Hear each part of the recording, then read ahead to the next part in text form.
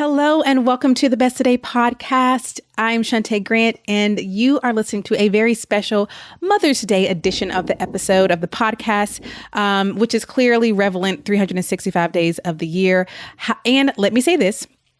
If you are listening and you are not a parent, you have no desire to be a parent, you do have a desire to be a parent, you're going to be a parent one day. If you are a woman listening under the sound of my voice, please note that all the things we're going to talk about today can be applied to life, not just mothering and parenting. This is our Mother's Day episode. This is coming out the day after Mother's Day. Yesterday was yet Mother's Day here in the United States, where we take the time to honor the women in our lives who mother us. And we know that comes in many forms. So to all the women in our audience who identify as mother, we see you, we love you, and we are grateful for you. Know that today's episode is for all of the people in our audience, but I am going to be talking in the context of parenting and mothering. And I'm also excited because this episode is not just me. When I thought about what I wanted to do on this episode, I knew I wanted to share what I want every mother to know. And I had so many things and thoughts on that I posted a special blog post that came out on Mother's Day. You can find it at besttodayguide.com/blog. The title of the blog is What I Want Every Mother to Know. And it's the 7 things that I want every mother to know. I could have gone on for 27 things, but I made myself stop at 7, and I'm going to share those with you. But I go into more explanation on the blog, because this episode is a little longer than usual because I have a guest. So let's talk about that. So I knew I wanted to talk about what I want every mother to know, right? And a lot of things came to mind on what I wanted to share here on the podcast. And it's true, all 7 of these things I want every woman to know. Again, not just mothers, but I'm talking in the context of mothering right now. And I realized I also wanted to have this conversation with someone else. I wanted to invite another person on to speak with me. And Kendra Hennessy came to mind because she is the owner of a company called Mother Like a Boss. And Kendra has a heart for really women in general, but a lot of her audience, not all of her audience, are mothers. So I'm going to bring Kendra on, or let you hear our conversation momentarily. We're going to talk about what I asked her.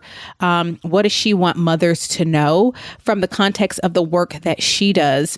And you're going to love her answer. I loved her answer. I don't want to give it away, but we're going to get to that. But before we get to my conversation with Kendra, I wanted to share what those 7 things are that I want every mother to know. Like I said, you can go read them all in the blog post, which we'll link also in the show notes at besttodayguide.com/62. But you can go read the blog post at besttodayguide.com/blog. It's the blog.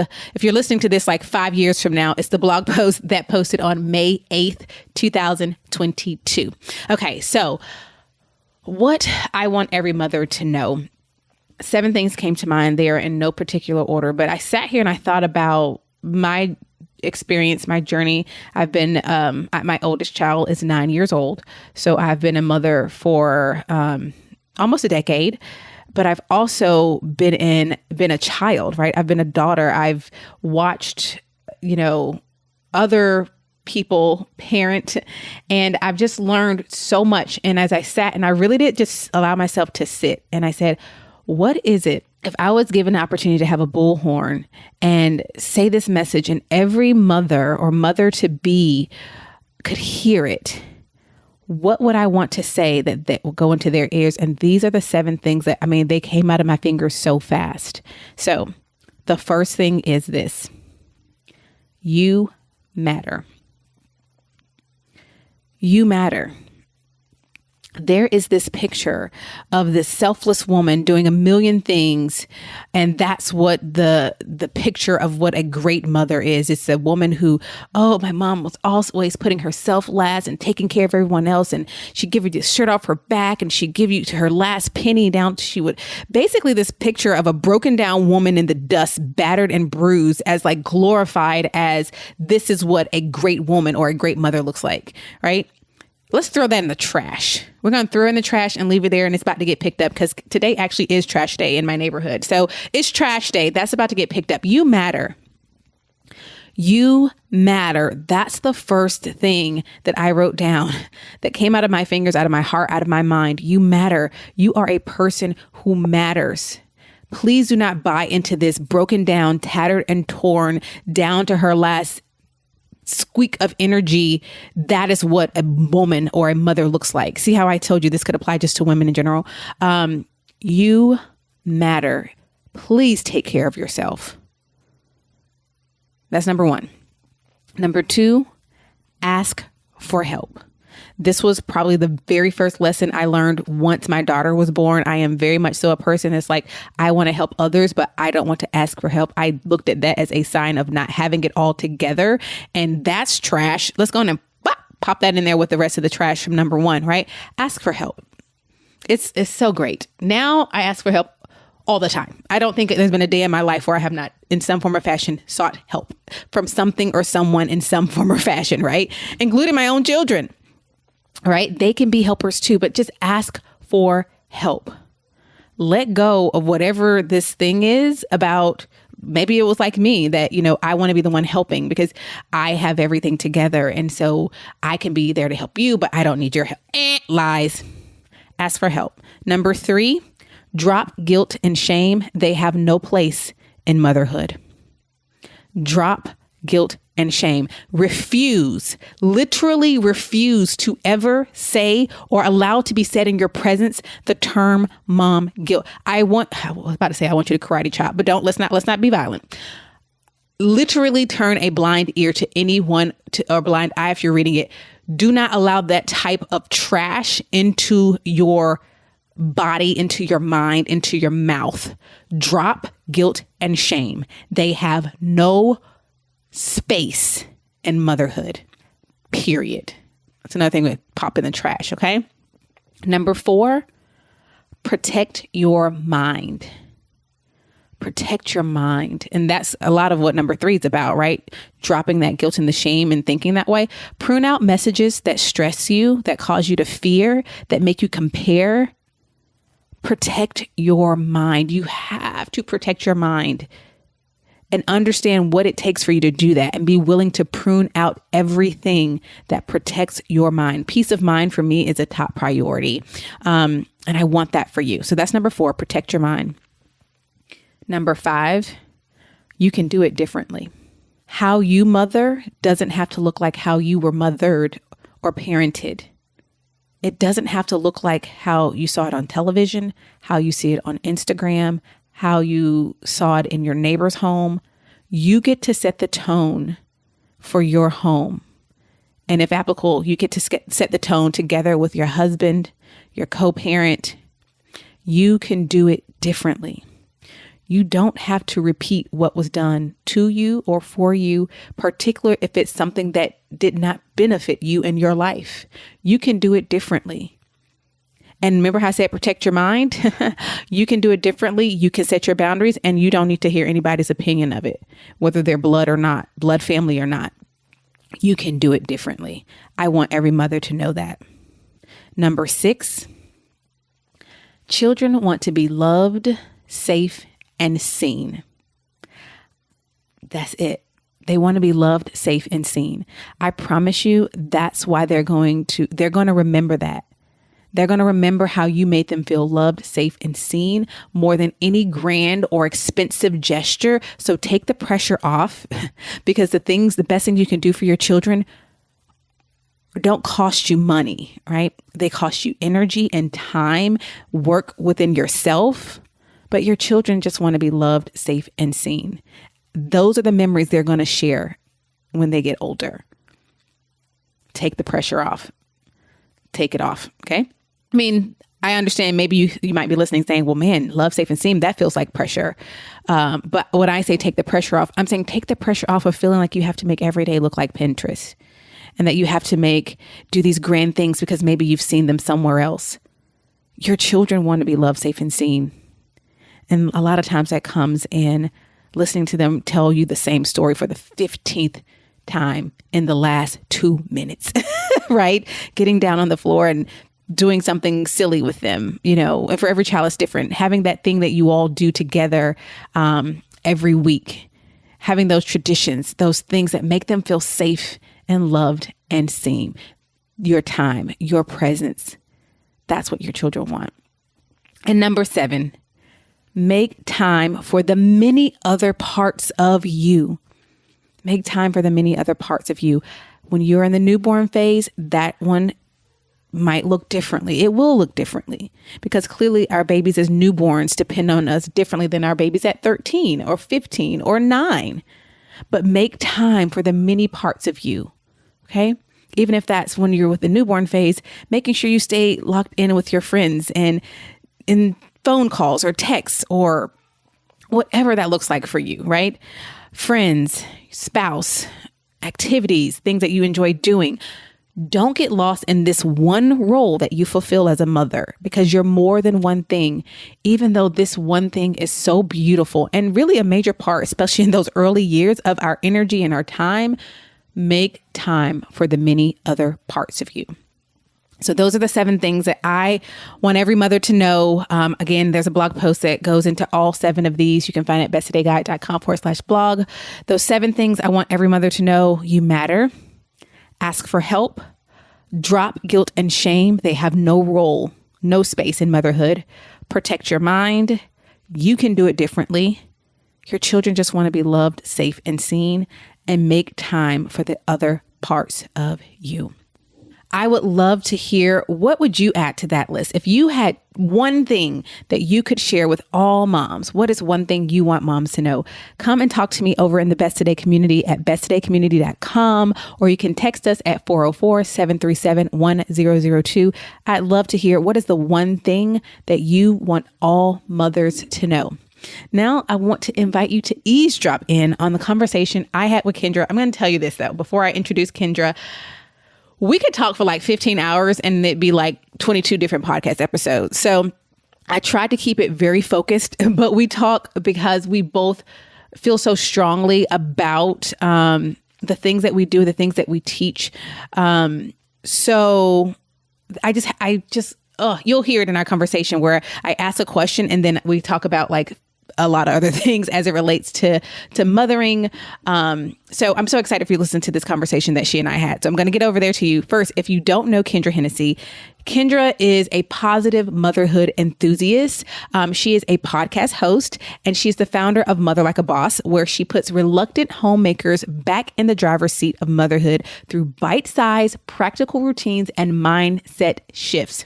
Her mission is to empower moms through no-nonsense, realistic changes that they can stick with. And let me just say this, you're going to hear it in the conversation, but if you just heard me say homemakers, maybe you're like, ugh, maybe you had some kind of reaction to that word. Keep listening. Kendra dropped something that really, for me, like light bulb moment about this term homemaker. So just a little preview of what's coming. Now, Kendra lives in upstate New York with her husband, Adam. They are raising their daughter, Ava, and son, Everett. She loves all things coffee, chocolate, and can usually be found in her off time binge watching something on TV. She loves giving support and encouragement to the moms of the world and really helping them make motherhood feel easier in every season. And that's why I wanted to invite her to have this conversation, just to talk through one. I really just wanted to ask her, what is that you want mothers to know? She's going to tell you what that is. And we're just going to have kind of a conversation back and forth about that. Let me know what are your thoughts to the things that you hear Kendra and I talk about? Again, you can come and post. Let's talk about it over in the Best Today community at besttodaycommunity.com, or you can text 404-737-1002. We love having these after the podcast conversations with you about the podcast. And as always, you can leave us a message to tell us exactly what you thought about the podcast. You can go to besttodaypodcast.com and there's a button to leave a message, or go to besttodayguide.com/voice and leave us a message. We'll have all of these ways to let us know in the show notes at besttodayguide.com/62. So if you don't remember anything, just remember /62. That's going to get you all the links to all the things. But we love having conversations with you all after the podcast, because it really does. It's really cool to hear what you thought or what your response is to some of the things that were shared. So let's get to my conversation with Kendra Hennessy of Mother Like a Boss.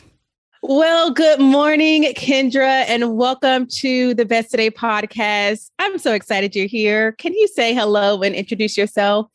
Hello there. I'm really excited. Like I have this big smile on my face. I was looking forward to this all morning. I got up early. I was like, I'm going to pretty myself up. I'm going to wash my hair today. Wash my hair for Shunte. Yes, I'm so excited to be here. I am Kendra Hennessy, and I am the founder and CEO of Mother Like a Boss, where I put reluctant homemakers back in the driver's seat of motherhood with realistic routines and practical mindset shifts. That's really what we're all about at Mother Like a Boss. I love that. And something you just said, I wanted to get clear. So does that mean you only are speaking to mothers who consider themselves work from home mothers, or is your message for mothers? It doesn't matter whether you're home full time or not. No, it's all mothers. And actually what's interesting, and I think this happens with a lot of businesses as we start with one niche, who we're talking to. But we actually have a lot of women in our audience who don't have kids, either by choice or they are not having children yet. We also have a lot of older moms whose kids have grown and moved out of the house. And now they're kind of in this phase of, well, now my kids are gone. And I need to figure out how to manage my home, and I need to figure out how to manage my life and my routines, because as you know, since you talk about routines work for everyone, and everyone's got to figure them out, whether you have kids at home or not. So it's really all the moms that need the help, and also just anyone who comes in and finds something in the message is welcome. At Best Today, we exist to help women just like you be your best one today at a time. So each week on the podcast, we are going to highlight your stories and your voices. So let's see what's in the inbox today. I love this message that we surprisingly received from a Best Today Guide customer. Her name is Kate, and she shared on her Instagram stories why she loves the Best Today Guide. And we're just going to play for you exactly what Kate had to say about the Best Today Guide. Let's listen in. Guys, happy Wednesday. I just want to tell you about a product I've been using. This is not sponsored. The person I bought it from probably doesn't know who I am. But I've been following Shunte Grant for a long time. And before Alberta was born, I bought her Best Today Guide, which is what I've been using as kind of it's not so much a planner as a prioritizing tool and a routine tool. And I really struggle with staying on task, figuring out what I want to do in the day. And so I've just been doing this for probably a month now and loving it.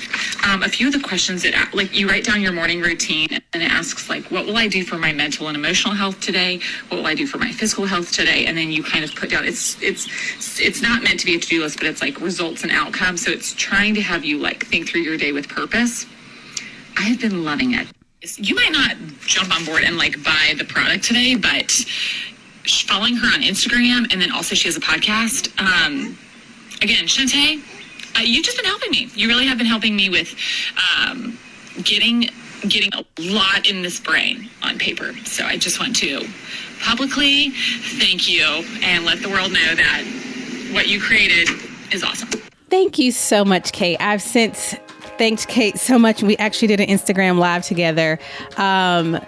Just love hearing how the Best Today Guide is working for you all out in the wild, because that is what we create for. We create to hear stories just like that, how it is helping you to be intentional, how is that resource, that tool that really helps you to move away from living off of endless to-do lists and really think about what are the results and outcomes I need today? What am I doing for my mental, emotional, physical health?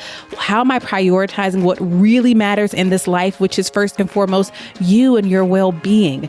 And so thank you again, Kate, for getting on your Instagram and just sharing that with the women in your audience. We greatly appreciate it. And now we get to share it with you here on the podcast. So if you want to experience the Best Today Guide or any of our resources, the first thing I'm going to tell you to get the Best Today Guide, of course, you go to besttodayguide.com, but we also have the quiz that lets you answer a few questions, and then we will tell you what product is best for you. But you can get started by going to besttodayguide.com/quiz, or if you know you want the Best Today Guide, go on and place that order. Remember that when you place that order, it comes with your first month in the community for free. And so I am so excited to see you join us in the Best Today family by ordering your Best Today Guide right now by going to besttodayguide.com.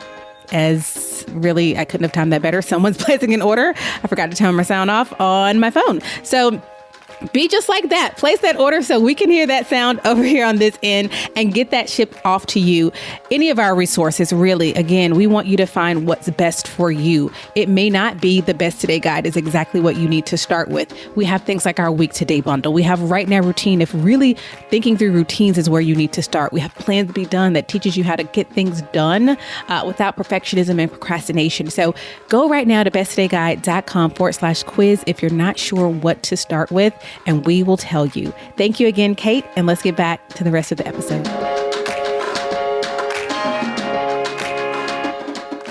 I love that, because one of the things I say at the beginning of this episode, before it even gets to our conversation, is like, if you are not a parent, please listen, because a lot of the things that we're going to say, we're going to talk about them in the context of mothering and parenting, but you can now take it out of that context and apply. When I look at like the 7 things that what I want mothers to know, these are things I want all women to know. I'm just talking about it in the context of motherhood. And so I think I'm so glad you said that it's so helpful for people to understand that I think they're really just principles that we teach. Yeah. You just apply it to what your life looks like. And I think it's so smart for people to be in your audience who desire to be parents, but aren't yet, because I feel like they are going to be ahead of the game. I wish I knew now, knew before what I know now. Who does it, right?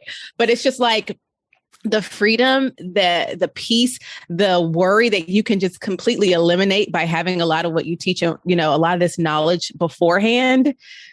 So I'm just shout out to all the women in your audience who are not yet parents, who are like being proactive.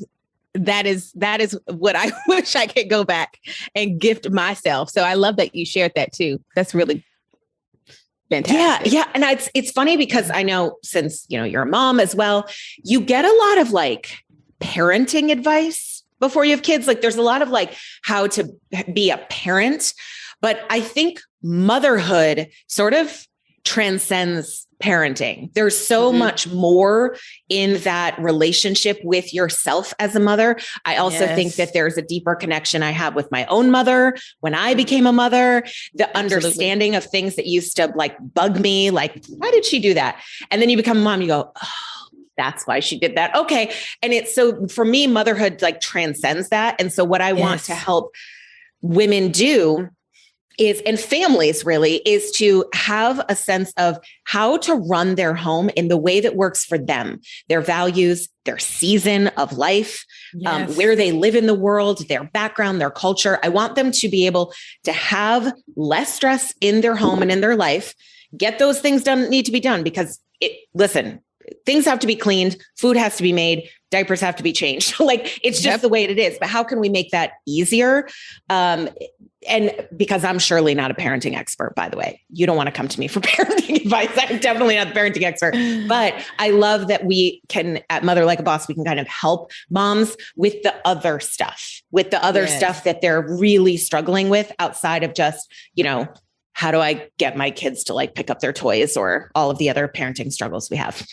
Yes. How did you get into this work? Because it is, like you said, a niche audience and a niche, even like you said, there's parenting, which is this huge topic. What you're doing is a piece. It's within that. It's a small subset within that. How did you get into this work and decide to work with this group of people and in this way? Like this is the thing you want to help them do, really get back, like you said, the driver's seat in their home. How did you land here? Yeah, I think sometimes that, I don't know if other people feel this way. I feel like my business found me. It was like it found me, like this work found me, this message found me. And so the way that I got started is back in 2006, I started a cleaning business. I was in college. I was in my last year in college and I dropped out. I had a panic kind of, I don't want to do this. I don't want to do what I went to school for. I had this almost like flash of my life doing what I'd gone to school for. And I was like, I don't want this. And so I decided I'm going to take a break. At the time, I didn't know I was dropping out of college. I just thought I'll take a break. And this opportunity to help another woman who owned a cleaning business fell into my lap just to have some work while I figured things out. And I loved it. I loved the business aspect of it. I mean, I loved the cleaning part too, but I loved the business aspect. And long story short, she kind of got sick, couldn't really do it anymore. And I thought I can run my own cleaning business. I knew nothing. I was 22. I knew nothing about business. I had no business running a business, but I did it. And I, at the same time, I got pregnant. My husband and I were engaged. We were planning a big wedding and found out we were pregnant, as sometimes that happens. And so all of this is happening at the same time. Flash forward many years later, we have our daughter. 6 years later, we had our son, still running the cleaning business, and it was great. But what I was finding, there were two parts of this. The business part was I felt like I was an employee of my own business. I didn't have a lot of flexibility. I had to have employees helping me. But when you have employees helping you, that's a whole other, like, are they going to do it the way that I would do it? I had a very specific way that I liked things to be done in people's homes. It's why I was so good at my job. And then on the other side, what I was seeing is that a lot of the cleaning that I was doing for families, because it was mostly moms that were hiring me, a lot of it just felt like a Band-Aid on a gushing wound. Like I was just putting a Band-Aid on that every 2 weeks coming, but it was like we were starting from scratch over and over again. And what I found is they lacked systems. They didn't have any systems in their home. And they were extremely overwhelmed and stressed. And they thought, if I just have someone clean my house, everything will be better. But the truth is, I wasn't there every day. And so when you don't have systems to keep things organized, to get rid of the stuff in your house, to declutter, to those routines, the cleaning is just the cleaning. Cleaning is just the thing we do. And I realized like, there's gotta be there's gotta be a better way. And I started listening to podcasts and I thought maybe I could start an online business. I can't clean people's houses from my home though. What am I going to do? And sort of mother like a boss just fell into my lap. My sister, who actually is our creative director, she kind of helped me come up with the name of that. And I just, at the beginning, to be honest, I had no idea what it was going to be. I just thought I really just want to help moms feel lighter in their life and in their homes, get more organized, have systems in place. And then it just kind of became something else because people would come to me and were asking me questions that I was like, oh, I didn't even know people struggled with that. I can help with that. I can help with that. Like, I know the same with you. It's like, things that maybe seemed easy to you that you had figured out. And you're like, oh, I just thought other people figured this out too. Oh, I can help you with this. Okay, let me help you with this.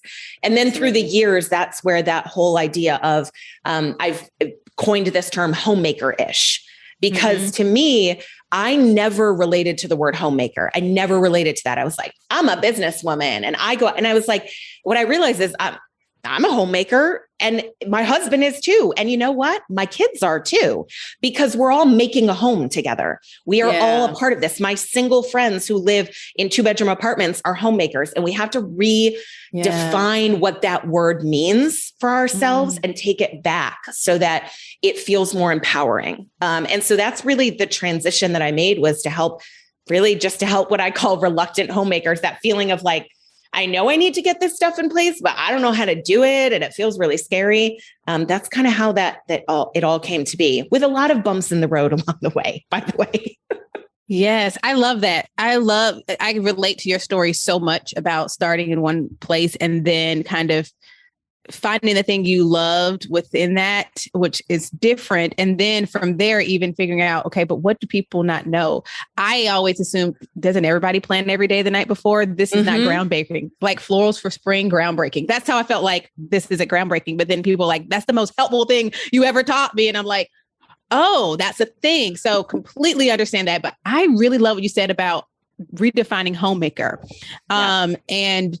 And we're all home because we're all actively working, or that's the desire, that we're all actively working to make our house a home, whether it's just you in your 1-bedroom apartment in New York City, or if it's you with 4 children in the suburbs. Like, everyone's an active participant in that. And even, that's something I try to teach my 9-year-old, my 3-year-old, to the extent I can teach him. Like, we all are part of this together. And so when you see something in the floor, you're not the one who put it there, but you don't, why are we stepping over it? Right? Because this is a part of our home. So I love how you have redefined that. Oh, I really See, now I'm thinking about another episode because I would love to talk to you about another term that I really don't love. Stay at home mom. That's a whole nother episode. I have a whole thing about that. I feel like we have very similar opinions on that. Yeah, we did a sequel for that. Okay, so homemaker, you are now. Oh, I just love that homemaker, and I hope people, when they heard that, that just freed somebody who thought I'm the homemaker in the home. I'm the one responsible for all the things going on in my home, and understanding that no, we all bear this title, and we all work together as a team, as a unit in this household to make it run. I think that in itself, even a mom hearing that, for some people, it's kind of like is that real? Is that possible? Is that a thing? What will, someone's clutching their pearls, even as you said that, but I think it's also breaking a lot of chains, a lot of prisons that we've probably put ourselves in, and our families are just like, well, of course, mom's the one that does it all because that's what she does. And then they build that expectation. It becomes this cycle that you've created because that's maybe what you truly believe. Like that was your sole responsibility to be, like you talked about this morning on your social, like the martyr of the home. Like I'm just the one always making the sacrifice. I'm going to be the one that does all the cleaning.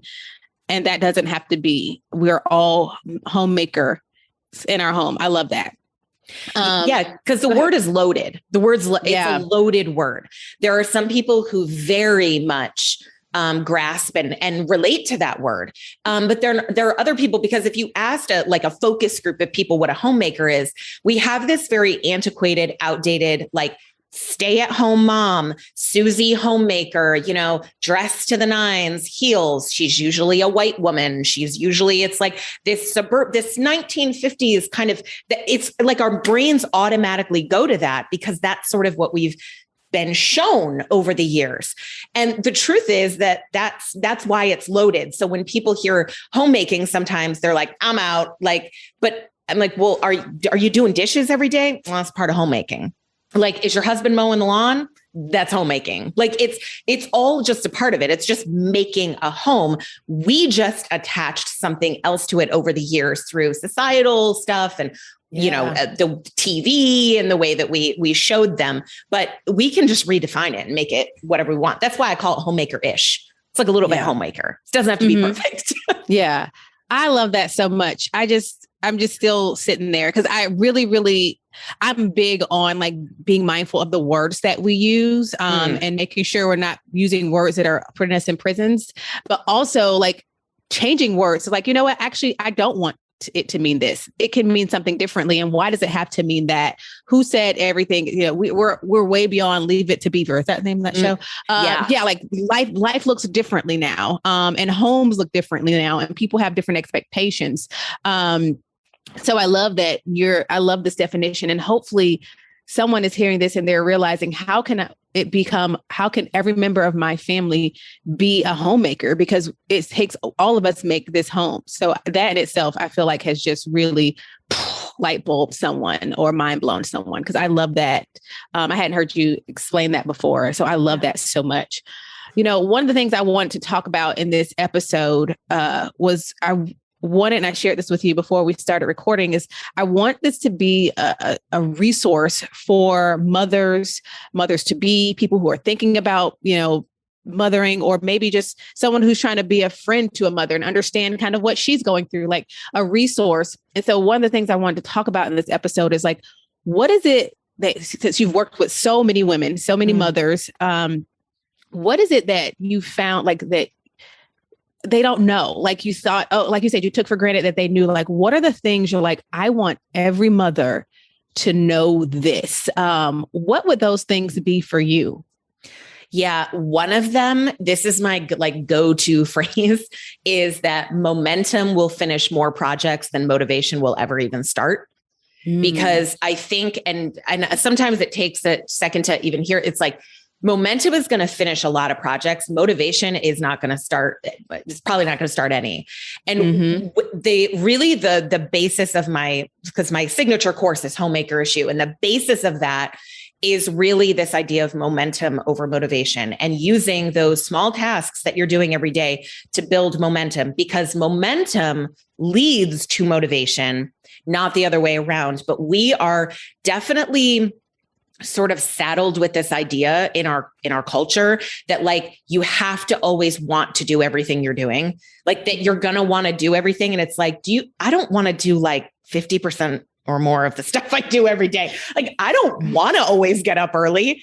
I'm like, oh, I would rather be in bed. I would really rather do that. But I know if I just get up and I just brush my teeth and I just do those 1 to 2 minute tasks, then I'm up. Then I'm like, well, I mean, I'm already up. I might as well do the next thing.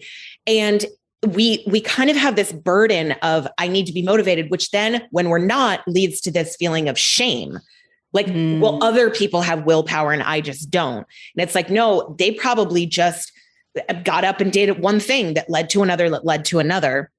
And that's kind of how I run my entire home, is momentum over motivation. My business is run on momentum. My business is run on 10-minute tasks, 10-minute routines, 15-minute routines that are just built on the next, on the next, on the next. And when that's been the biggest aha moment for my students, it frees them, because all of a sudden they're like, oh, I can do 5 minutes. Anyone can do 5 minutes. You can do 5 minutes of something. What's interesting is that once you do that 5 minutes or 10 minutes, it leads to another. It leads to another. It's like, I remember years ago hearing someone, maybe it was Chalene Johnson, I don't even know who it was. They were like, listen, here's my tip for you when you're working out. If you don't want to work out, just work out for 5 minutes. That's it. Just put a timer on for 5 minutes. You know what's going to happen? You're just going to keep working out. If you're on the treadmill running, you're just going to keep going because you're already going, instead of saying, I need to work out for an hour, because that feels overwhelming. And so when it comes to your home as well, or anything that you're doing, I just love this idea of creating momentum, little bits at a time, that actually then they lead to small wins. And when we have small wins, we're more likely to keep going, because we're celebrating instead of waiting for these, I'm going to be motivated to do this big project. And it's like that, that's a long road, especially for moms that keep getting interrupted every few minutes with somebody needs a snack or somebody needs something, or just people being interrupted with their own thoughts. You know, we have a lot of people in our audience with ADD and ADHD and struggle with that focus. Momentum helps with that, because you no longer have to worry about being motivated. I love that so much. And what I also love about, one of the few good things about the internet is that there are people like you who teach something. Like, a lot of what you just said are principles we teach exactly, but you put it in a way that someone else can hear. Maybe they hear me talk about, one day at a time and one step at a time, and it just doesn't hit them. They don't get what I'm saying, but they listen the way you just explained it. Same exact concepts, same results, same behavior, really, but they get it that way, explaining the momentum over motivation. And so for me, it makes me so excited to see people who are really active in the things that matter to them, because we need different people telling it in the way that it's come to them, because then, like I said, someone might not get it when I say it, but just as I was listening to you talk, I was like, this is so good. I was like, but we're really saying the same thing, but we're saying it so differently. And I love that, because the momentum, you're so right. The confidence, like you said, it comes from, oh, I did that thing. And then you build it up. Some mornings, like you said, when I don't want to get up and do, the things that I know I've already laid out, but one, having it laid out already, at least I know, okay, I know exactly what I'm going to do. But two, those are the days I might do something like, okay, I'm going to put the laundry in first thing. It's just because, one, that's really easy. I know whose load it is, but it's something about doing one task that took me 2 minutes, but it feels like, man, okay, I just accomplished something. And then it makes you think about, okay, well, what's the next thing? And it's those little small things that really do build up. And I tell my daughter this all the time, because I think she really does think, well, I don't want to unload the dishwasher. And I'm like, okay, if you don't want to unload the dishwasher, which is her responsibility, why do you think mommy wants to? Do you think the things you see me do around the house, I'm like, I wake up singing songs, thinking about doing, like, we have to do what we have to do so we get to do what we want to do. That's what I always tell her. Like, if you get so good, I tell her that all the time. If you do the things you have to do, there's way more time to do the things you want, because she'll spend more time complaining about the thing than just doing it. And I'm like, you're eating into your fun time with this 10-minute story of telling me why you think you already work so hard. Oh, it's so, I love watching it because she's going to be a great advocate for herself. She's like, I work so hard every day in class. I have these tests. And then you want me to unload the dishwasher. And I'm just like, she's like, you just have it so easy. You go upstairs, you talk on your computer, but I have really hard work.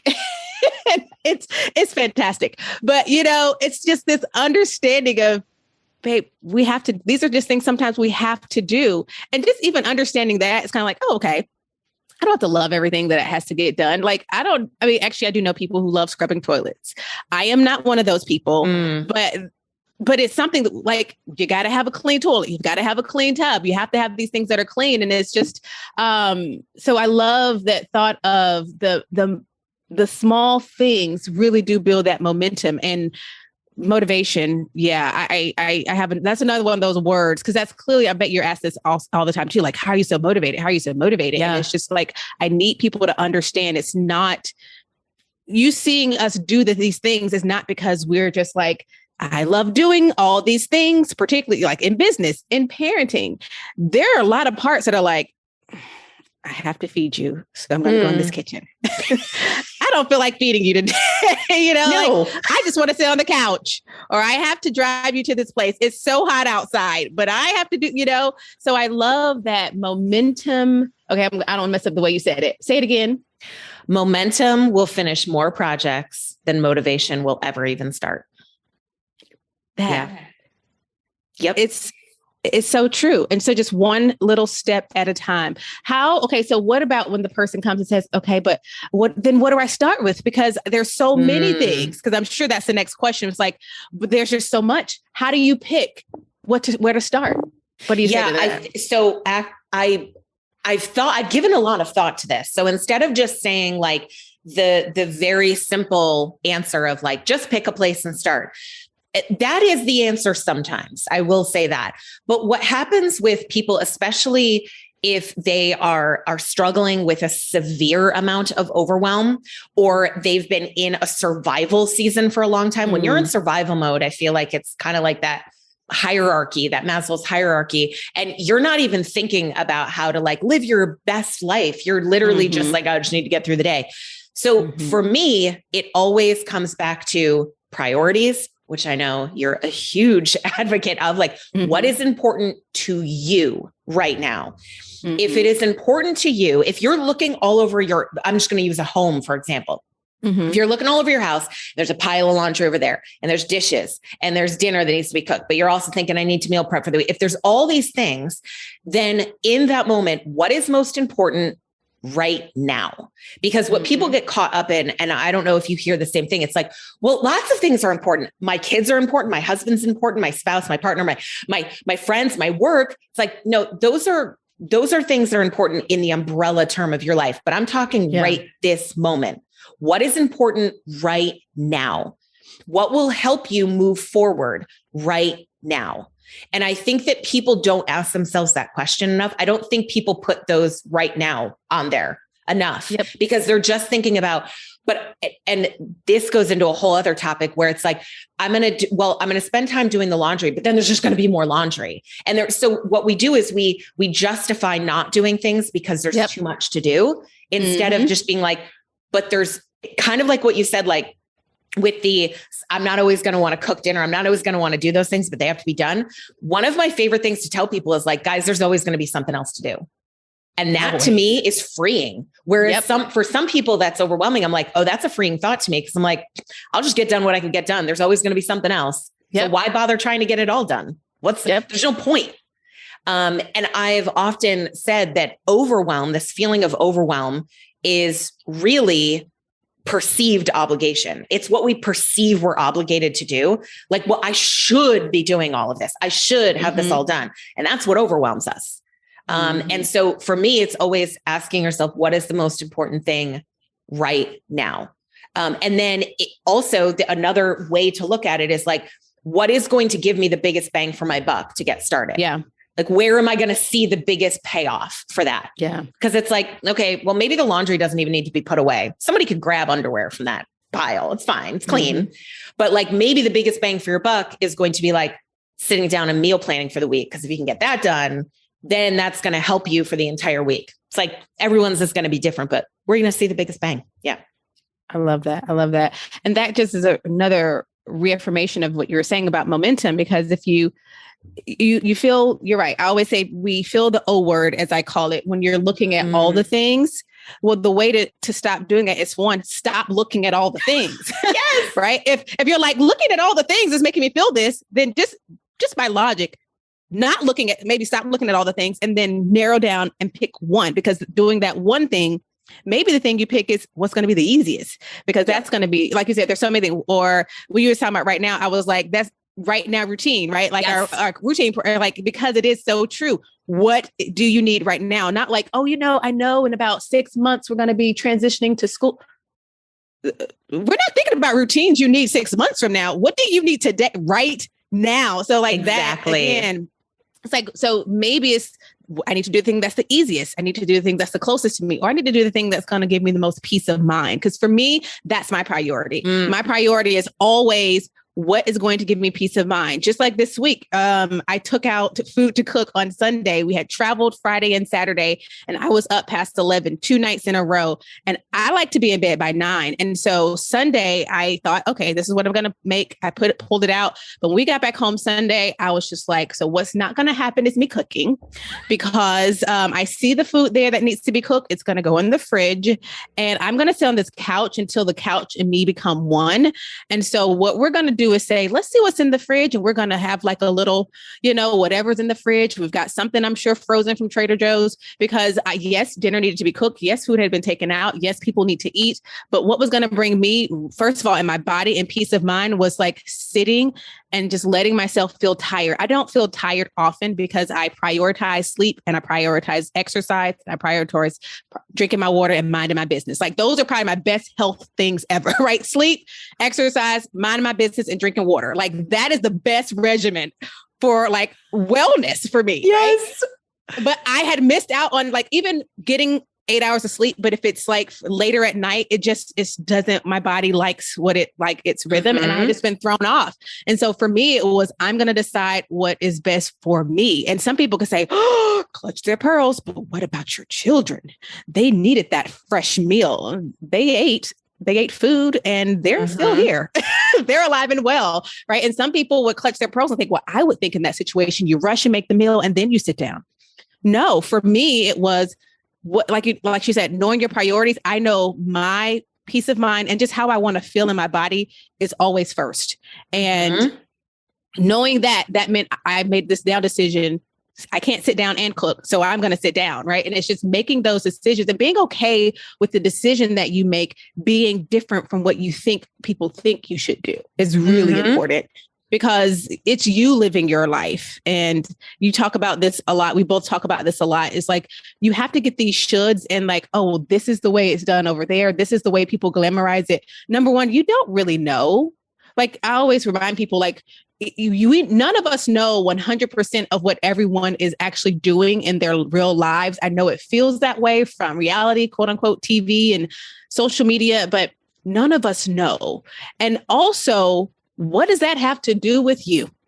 Like, even if it was like a survey taken and 99% of moms said that they would cook dinner even if they were tired, you know what? Well, if that's what you want to do, live your life. What does that have to do with me? Like, that's one of my favorite questions to tell people, like, but what that got to do with you? So I think when you're talking about like, what do you pick first? It really is, like you said, knowing what your priority is. And it's okay if your priority is you. It's okay if your priority is what's going to bring me most peace of mind. Everyone comes in the house and they're like, why did you do that one first? It's like, because that's the thing that, like, for me, it's having the counters wiped down. I need that. There's something like it could be, the dishes could be so full of dishes that you can't put a needle in there. But if the counters are empty and wiped down, I feel good. So, and sometimes there has come to that where I'm like, you know what? I want to go to sleep, but I cannot. For me, the piece is just to at least get the counters wiped down, because I'm thinking, what do I need for me, they don't care what it looks like in here, but I care. So I'm going to skip the other parts and get to that in the morning. So, but it's just knowing what matters to you and being okay if what matters to you isn't reflective of what you think, quote unquote, should matter. And that feels so weird to say because again, this is one of those things where I'm like, this is like florals for spring, groundbreaking. It doesn't feel groundbreaking, but I know people need to hear this. Have you found, what are some of those things you've shared that you're kind of like, I can't believe I'm saying this because it feels almost as simple as saying like, I don't know, like florals for spring. It doesn't feel groundbreaking, but people are like clutching their pearls when you say it. What are some of those things been for you? Yeah. First of all, I have to say, I swear we were cut from the exact same cloth. Like God just cut us from the same cloth. I like to be in bed by 9. Shantae and I would do really well on like a trip together because we would do a lot of stuff during the day and then we'd be like, well, time to go wash our faces and put our jammies on. Good night. There's no late nights for us. We'd get a good night's sleep, wake up early and get ourselves ready to go. Exactly. Be great for that. Yes. And I just have to say, I love all the stuff you were saying because it's like, that I'm the same way. We went away last week. It was just an overnight just to Connecticut because we're only a couple hours away from Connecticut and brought our kids for, spring break to the aquarium. And I came home and now on my calendar, I was like, we'll be home by like 1:00 in the afternoon at the next day. I'll come home. I'll get our stuff out of the car and then I'll do a little bit of work. That did not. I was so tired. I was just from driving there and back, even just staying overnight, staying up later. You're in a different bed. You don't sleep as well, all that stuff. Yep. And I just went, no, not today. And it was the same. I was like, DoorDash, hello. Thank you so much, DoorDash person, for bringing us Panera tonight. And I was the same. Like, I'm just going to sit here and I'm just going to watch something on TV until I can't watch anymore and my eyeballs are almost popping out. And then I'll go upstairs and go to bed. And I know that there are so many, I even have mom friends that are like, oh no, I can't sit down. I also grew up I love my mom. I grew up, I swear to God, I never saw my mom sit down. I never saw my mom lay down, take a nap, take whatever. I take naps all the time or like rests. Even if I'm not taking a nap, I'm just resting and putting myself first. And understanding what my priorities are, feeling into my own body makes me a way better mother, way better wife, better friend, better business owner. Because when I am feeling into what I need and give myself that, I am able to kind of refresh much easier. And then I'm like, oh yeah, let's go. The whole like people, you having this idea of like, oh, this is just easy. Like the florals of spring. It's like those things that are just like, oh, I just thought everyone knew that. The doing things the night before, that's just something I've been doing for a large portion of my life. Like get myself set up for the next day, the night before, whether that's looking at my calendar, whether it's setting out clothes. Then when I had kids, it's like preparing their lunches or getting their backpacks ready. All of us doing that together the night before. But for a large portion of my audience, they're like, oh, I didn't even know I could do some of these things the night before. And I think the reason is because if they didn't see that modeled for them, like if they didn't do that, or they're like, oh, I didn't even think that I could do that I could set myself up for success. And one of the simple tips that I tell people, I'm like, if you're tired at night, literally do stuff in the afternoon. Your kids get home from school. Say you work outside the home. Your kids get home from school. They come in the house. They're already holding their lunchbox, their backpack. Guess what? Pack their lunch right then. You're already in the kitchen. You're already unpacking. You're already in sort of like chaos mode, of the like everyone's getting home and stuff. Use that, pack their lunch. And then you're like, I don't have to do it later. I also started to do that with washing my face. Because I was like, well, after a certain time of night, nobody cares what my face looks like. I'm not going on Instagram. I don't care. And I'll go on Instagram without my makeup on. I don't care. But at a certain time of day, I don't care anymore. And I realized waiting until right before bed, I was so tired some nights that I was like, oh my God, just one extra thing of putting oil on my face and wiping it off is a step too far. So I just started to do it like before dinner. And it was like, oh, I can do this now. Like there's no should. No, but you should do it right before bed. Who said that? Like why do we, it's the finding the thing that is going to make it easier for you. Because again, with the cut from the same cloth, anything that makes my life easier, I am here for. Yep. I have zero interest in being stressed. None. I have no interest in living a stressed life. I have no interest in go all the time. I have no interest now. I have no interest in being a martyr. Like I just want whatever peace I can have in my life, I am here for. And I am so glad you said the mind your business. I never even thought of that as a health tip, but yes, minding your business, staying out. Nope. I am over here minding my home and my business. You're doing what you're doing. I'm doing this. I love that. Absolutely. It really makes a world of difference. Because then you don't even have all these ideas of shoulds. Like I said, I think what I love finding tips about different things from the people I follow whose presence I can be in, right? I can't be in everyone's presence. Because I think it's really if the values aren't aligned. Yep. And values, I have people who we share a lot of values, but we don't have to think the same. We don't have to think the same way, but it's values. And there are things I can glean and learn from them. But then there's being in the presence of people that make you feel like you have to be someone who you're not. I don't want to be around anyone who makes me feel or who, and really who I consume something and then it makes me doubt or think negatively about myself, because really it's me that's in control of that. I'm the one who's doing the feeling.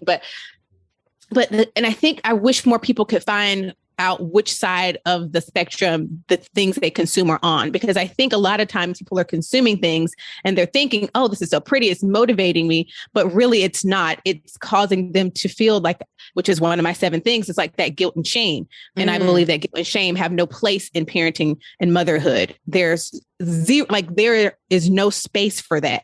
It is a learning process for all of us. We are all going to miss the mark on something, but that's when we learn and we're like, oh, okay, I'm not going to do that. Or here's what I learned about that, which make me think about when you're talking about you're a better mom when you're taking care of yourself. That's so true, because what will happen in the situation where I force myself to push past tired to make this delicious home cooked meal is when inevitably Liam throws a ball at me or something breaks, I am going to flip. Yep. I'm going to flip on everyone because I'm already doing something that I don't want to do, not in the place where I want to be, frustrated, know that my body is tired. And it's like, all that is just waiting for one little thing to happen. Whereas that same thing can happen and I'm rested. And I know I've seen the difference between how I respond to the things that children are just going to do. This is this is what 3-year-olds do these things, right? I can respond to that because I'm well rested. I have peace of mind. I've done the things I needed for myself. And now I can respond in the way that I want to respond, which is in love. And that's another thing. When people think it's selfish to take care of themselves, I imagine those are people who really do desire to be loving parents. And ask yourself, if always putting you last, how do you respond in situations? Typically, I would imagine not in the loving way. So if it helps you, the thing is putting yourself and taking care of yourself allows you to be the kind of person you think you're being by not putting yourself first, right? You're like, oh, I want to be giving and I want to be all these things. That's fantastic. But are you in reality when you keep putting yourself last? What's happening is you're building resentment that maybe you don't even know about against your children or maybe your spouse because they're not doing these things. Have you communicated these things? And so the taking care of yourself, putting you first, I think is one of those florals for springs things. Like to us, it's like, it makes sense. That's something I had to learn also. And not only learn, but then also live it out. I feel like maybe I knew it, but I was living it out 10%. And then I get to 20 and now it's like 100%. Like I'm not going to do what I know is not for my good, right? Because I know doing what's for my good is going to be for the good of everyone in every facet of my, like for my own team, for my family, for my friends, for me. It really pours down from that. So I really love that you talked about, like, it's so important to make yourself a priority because I think it then allows you to be the type of parent that you want to be. Your response, at least I can say for me, my response is different. I parent the way I want to parent when I come from a place of like, okay, I've done what I needed to do because it's not, I'm already on the edge. And it's just one more thing that's going to tip me over. Does that make sense? Yeah. And my hot take that a lot of people may not agree with, and that's okay. I didn't realize how much some of the stuff that I talked about would ruffle feathers, like encouraging moms ruffles feathers, but it's because we're so committed to this other way of doing things. But yes. I actually think that when I'm not putting myself first, it is far more selfish of me, because really it kind of goes into that people pleasing, like what martyrdom, I need to do things for other people, but it's not really about the other person. It's about me, because I'm trying to avoid discomfort. When I'm people pleasing, when you're people pleasing, it's because I'm trying to avoid discomfort. It has nothing to do with the other person. It has nothing to do with them. Doing you not like, sitting down and instead cooking, even though you're exhausted, even though you know it's not for your highest good, it's not even really for the other people. It's based on this discomfort of, well, what if someone perceives me as a bad mom? Like, this is what I'm supposed to do. It's more about that. And I'm like, I don't want to perpetuate that for my kids. That's another huge thing. I have a 15-year-old daughter and a 9-year-old son, and I have no idea. They may decide to have kids or not have kids in their life. We don't know. But I know that I don't want to perpetuate that for my kids. I want my children to understand that they're allowed to put themselves first, and they're allowed to have boundaries. And that's something we talk about in our home. Like, you're allowed to have boundaries as well. And we're allowed to discuss those. And I want you to be able to put yourself first. I can't teach that in one breath and show something completely different in another. It doesn't work. I just wrote that down while you're talking. That made me think about, I remember it was such a praise and a compliment to a woman. I just think about my childhood to be like, oh man, she was so selfless. She always put everyone before herself, and she was always giving. She'd give you her last dime and the shirt off her back. And I understood the 2% of that where we're talking about the importance of, there are times when I do make a sacrifice. Absolutely. Parenting is about sacrifice. Parenting is I want to be clear. Yeah. There have been times when I have been tired, but someone gets sick, someone needs this. And my children, and here's the thing, taking care of my children is something that matters to me. So I'm still doing something that matters to me. But and I understand the importance of being giving and, all of these things. That's like the 2% good from that statement. But 98% of it, what we're doing, and I clearly didn't realize this as a child, because then I think, oh man, so being a parent, being a mom means like always putting your children first, like working yourself to the bone if you need to, always like basically being a sacrificial lamb. Like, it's just like you're all, and that being the praise. And, I think of funerals, and I think of when people are honoring people on their birthday, it's like, that was the thing you kept hearing about. Mothers just so giving, give. And I was just like, and now as an adult, and you think about that, I'm like, I have to make sure, because if that's what you were told, like that's what's honorable, and you want to be honorable, you start taking that on. But then when you take that on, you're like, this is a heavy thing to carry. Is that actually, I don't want that compliment. I think I heard you talking about this recently. Like, I don't want that as a compliment. That's not what I'm trying to put out. Basically, when I think about it, I'm like, oh, that's not what I wanted to say. That's not, please don't say that about me. I don't want to be my children say about me. And when you're talking about like what you model here, one of the things I allow in this home that definitely I couldn't do as a child was like, my children can have a conversation with me about something I've asked them to do. It doesn't have to, like Zoe can say, Mom, I'm right on the middle of this chapter. I have 2 more pages. Can I finish this before I go and do the thing that I asked you to do? Because now that's let me know that I also honor her and the things that matter to her, and that what she's working on, and really trying to help her understand that line between, disrespect but also having a voice, because everything isn't like, go do this thing. Okay, stop what I'm doing in the middle of it and go do this thing, when you were actually in the middle of something that really mattered to you. I didn't know that because you didn't tell me, and letting you have a voice to tell me. I think that's really important. It's like doing something differently, but also making sure that I'm modeling what that looks like. So when she asks me to do something and I'm in the middle of something, they know when I go in the gym, I'm in my workout, I'm not coming out of here unless you say the house is on fire. Like, I've had my 3-year-old cry for 30 minutes in the doorway, and I finished my workout because I've made it clear. I've given you all the things you need. Is something hurt? No, it's just, I want you to come watch me do this thing. I'm like, I would love to watch you do this thing when I finish my workout. Yep. And now he knows, like, he will now come out there and sit with me. when he wants mommy's presence, instead of it used to be, no, mom, I'm requesting you to come in here with me. He will now, some mornings, if he gets up earlier than normal and I pull his stroller right next to my mat, he will send his stroller like he did this morning. He will eat his apple and I will finish my workout. And that's to show them this is something that matters to me. But I want you to know you matter too. But I'm more than one thing, which is one of my 7 things. It's like, we're more than one thing. We have to model what that looks like. And if anything, I hope that's what my son will remember. Like, my mom made sure she did the things that mattered to her and took care of herself. I want him to know that, so that one, he knows your wife will do that, and or the girls in my life will do that. Like, just to see what that looks like modeled is so important, because like you said, you can't try to tell them one thing, because more is caught than taught. Yep. They're going to learn more from what they see than what you tell them. You can tell them the same thing. You can tell them 1 + 1 is 2 every day. But if you keep showing 1 + 1 is 3, that's what they're going to believe. So I think that was, when you wrote that, I just thought about the fact that I really did grow up remembering hearing like the women who were praised were the women who basically, it sounded like they would break their back trying to like be everything for everyone else.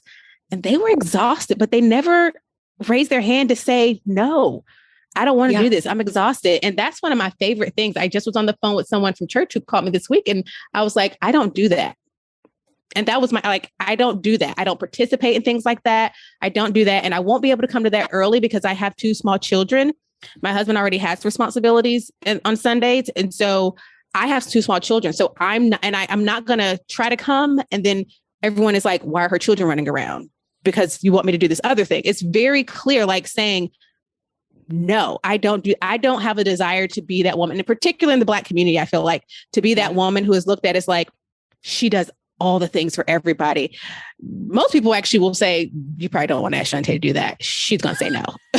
She don't come to those things, because I am in a season where right now, like taking care of these 2 people, these little people full time, like it takes so much. I have no desire to be looked at as superwoman. And in fact, I already look at myself as superwoman, because I think what strength is saying no. I think what strength is knowing what matters right now and only focusing on that. And that's why I'm such a stellar mother. And I will tell people, and that's another thing I want, like, I'm a fantastic mother. Yep. Have I yelled in the last 7 days? Absolutely. You can just ask me that in any 7-day stretch. And the answer is most likely going to be absolutely. I've yelled. Absolutely. I've done something that, man, okay, caught that. I didn't want to do that. But I'm a fantastic mom because I know what my priorities are, and I show up for my children and myself so well.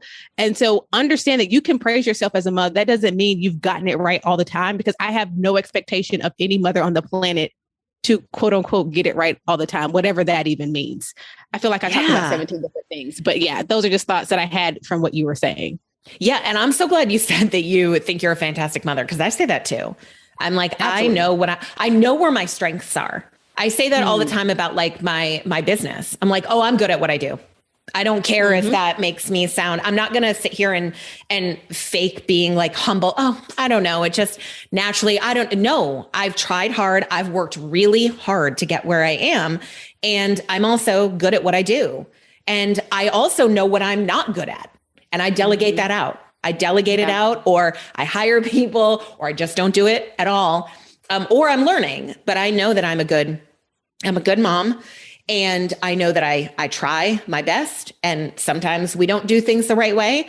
And now, with a teenager, it's a whole new world. It's like every new season is a new world. Yeah. And I think also that's the other thing with moms that I want to tell, especially ones with young kids, is be careful the advice you take in and how you take it in. Because, when I hear things like, when my daughter was little, she's a very passive child. We didn't go through the terrible twos, the kind of things like that. She's not as spirited. My son, on the other hand, Everett, is spirited. That kid is all emotion. He has like a raw emotion of joy, of happiness, but also like anger and sadness and all that stuff. She was a little more like, it's go with the flow. You told Ada to do something. She was like, okay.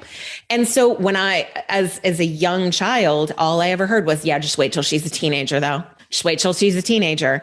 And it gave me this, without even realizing it, it was this complex of like, well, this can't last forever. The other shoe is going to drop. Yeah. And I love having a teenager. I think teenagers are magical creatures. And if we shut up long enough to listen to them, we might actually learn things from them, because I love having a teenager. She's so wise and she's so open. She's so helpful. Because I didn't go into it going like, oh, this is going to be terrible. Yeah. Are there moments that are like, oh my God, what did I put my mother through? Oh my gosh. Cause I'm the same. I was emotional, and she's going through like different emotions and stuff. But I think that it's the point of this, what I was trying to say is like, just be careful at the advice that you take in, especially if the advice veers towards the negative. Yeah. I'm very, very mindful now of listening to people's advice that's geared negatively versus encouraging versus inspirational. Absolutely. Because I think sometimes people will give advice and it's this very negatively skewed. And that can become a self-fulfilling prophecy for us. Yeah. Because like, well, I know this is going to happen. And the same thing we do to moms before they become moms. Get your sleep now. You'll never sleep again. That's what I was just thinking about. Yeah. Do this now. You'll never take care of yourself. You'll never get to do stuff for yourself once you have kids, and it becomes a self-fulfilling prophecy. Which is what the internet has become. Oh yeah. Which is why I just can't watch a lot of stuff. But okay, we could talk all day. Every time I say this is the last thing, I write down something, and I just want to say, like, as you're talking, I was thinking about like, just keep the negative advice. Here's the quote unquote advice, but it's like, because really it's like, even if it's true, like if someone's asking about breastfeeding, you're like, oh, I had the hardest time with, like, how does that actually, like, that could be very true for you. And maybe it might be true for that person, but how? Just tell me, how does that now help that woman who received that information?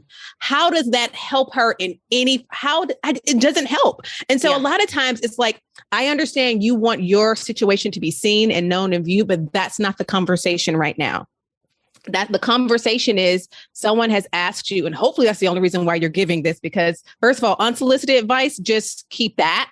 Yeah. Keep that. Right. And like, but I think if we just paused and said, how is this helpful before I give it, would be really helpful, because like you said, it's going to taint that person's view, and they may make it they may say, oh, someone said it was so hard, so so what ended up may not have been hard to them. Now you've made it hard for them. Right. And I've experienced that with everything. Even when I remember when I worked at the law firm and I shared, which lesson learned, that I was going to have a doula and I wanted natural child. Like, I remember one of my, the girl who sat next to me, she came in one day, she's like, why on earth do you want to do that? Right. Oh, yeah. And I felt like, oh, I have to justify my decision, my choice. It's not helpful. So I had a home birth, so I get that. Right. I got a lot of that. It's a lot of that. It's not helpful. It's been almost 9.5 years since I have birthed my son at home, and I still get people. I'm like, God, I have a 9.5-year-old son. Everything worked out. I don't need your advice now. I don't need your after the fact advice on home birthing. It's already having more children, so I don't have to worry about it. It's not helpful. And that's been helpful for me, because I'm a person who, and I recognize this by myself, I like to give and share advice. I mean, I do that kind of for a living, right? But now when friends tell me they're expecting things like that, it's just congratulations.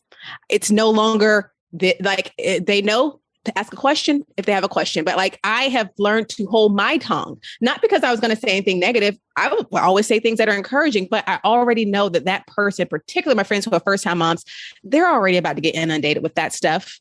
They know they can come to me. So it's just, for me, I had to even learn to hold my own tongue, because I've been on the receiving end of that as a, parent. And like you said, most of that stuff is just not helpful. And also, it's not my story and my experience. And so I don't want to take your experience and somehow attach it to my own. Man, that could be a whole episode in itself. Like I said, I could talk to you forever about all the things, mothering and just being just a human, really. So really got to take this show on the road. We keep talking about, we need to do it, and it'd be early in the morning, and then be asleep. See, this is why we actually do need to take our show on the road, because the schedule would be perfect. It'd be great. It would be like a early in the day. We would get things done, have some good food. And then it'd be like, well, I think it's time to get our jammies on and settle in for the night. See ya. Yep. Exactly. As soon as around 7:00, it's like, well, I think it's about that time to start winding this down. Yes, that's my every day. Well, 7, I think it's time to be getting ready for bed. Yep. Day's not done as far as I'm concerned. Yep. Absolutely. Well, tell us where people can connect with you and hear more, because I love that you're very active on Instagram stories and you're sharing tidbits pretty much daily. So where are the places people can find you? Yeah. So on Instagram, I'm at Mother Like a Boss. You can come over there and follow. And then motherlikeaboss.com. The website has anything you need. We have free resources there, and you can listen to the podcast on the website, but definitely go to, if you're listening to this, you know how to listen to podcasts. So just search for the Mother Like a Boss podcast. And we do weekly episodes. We have over 300, so you can like binge bunch. And those are the best places to find all the stuff Mother Like a Boss.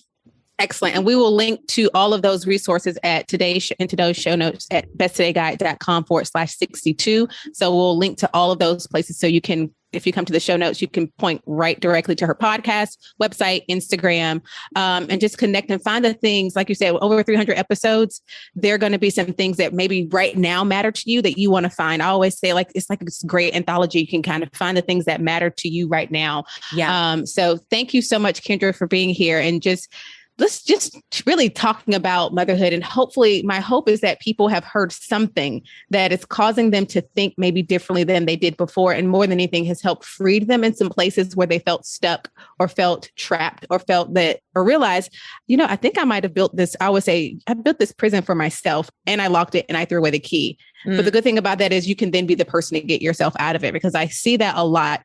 It's you telling yourself things have to look this way. Motherhood has to be this way. It looks like this. This is what a homemaker is. Yeah. And hopefully Kendra has helped to shatter a lot of that. My favorite is momentum will get more projects done than motivation. I'm going to go back so I can quote you correctly, but like that just really is so helpful. And then how you redefine homemaker. I love that so much, because if you would have asked me, like, what is a homemaker? I actually would have said probably someone who like literally is at home and like sews the curtains. And like, I'm thinking the person who's literally doing like hand, like involvement of making the things in the home. And that's really not what it is. It's the people in the house who make this what it is. And so now I don't look at that as such a like antiquated word. This is what it means in 2022. So I love that. Yeah. And I had to redefine that for myself too. I didn't grow up, thinking I was going to be a homemaker or anything. I just didn't even think of that. It didn't even cross my mind. And so redefining it has helped so much. And it's helped my students as well, because we have people from all over the world. We have people in all seasons of motherhood and life backgrounds, religions, cultures, like everyone coming at this from a different angle, but they can all find this common ground of, I just want to figure out a way to run my home in a way that is less stress for me. And that's going to look different to every single person. Absolutely. And that's what I love with what you do as well. It's like, what is your best day?